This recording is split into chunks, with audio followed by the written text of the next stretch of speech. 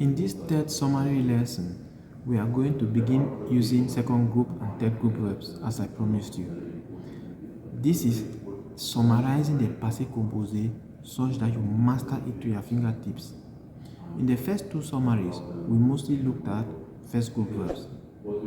In this third summary, we are looking at second group verbs, and number one, I insisted you must know and you must master the verb avoir, which is the auxiliary verb, and the être in the present tense first before you can add the past participle of the other verbs. For second group verbs, their past participle is always fixed. You cannot change it. Just like first group verbs, the past participle ends with E accent aigu. In second group verbs, it just ends with I.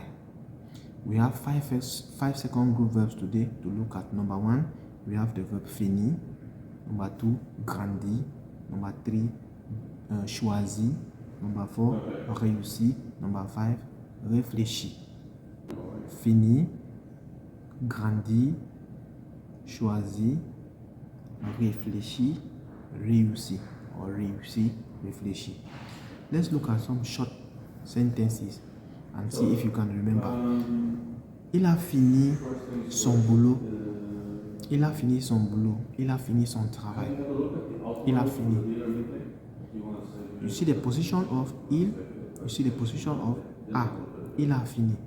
In the first lesson, we saw je. We saw je, and we saw sentences like j'ai fini. In this case, it is il a fini. Why am I using a in that position? Because it is il that is doing the action.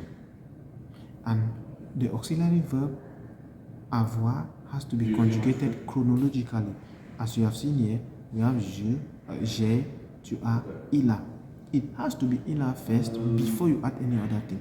Il a fini. Always like that. Il a fini son travail. Number two, with the verb grandi, il a grandi à Kumba. Il a grandi où? À Kumba. Il a grandi. It always goes like that. Number three, il a choisi la meilleure dame. Il a choisi la meilleure dame.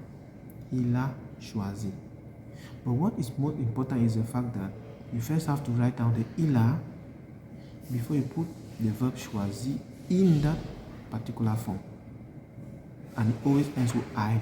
Look at il a fini, il a grandi, il a choisi, ending with I all the time. Number four, il a réussi à me convaincre. Il a réussi à me convaincre. Il a réussi. He succeeded. Il a réussi. And the last sentence, il a réfléchi pour 2 heures. Il a réfléchi, oui. Qu'est-ce qu'il a fait? Il a réfléchi. Always same. So look at it carefully and keep practicing and master the passé composé.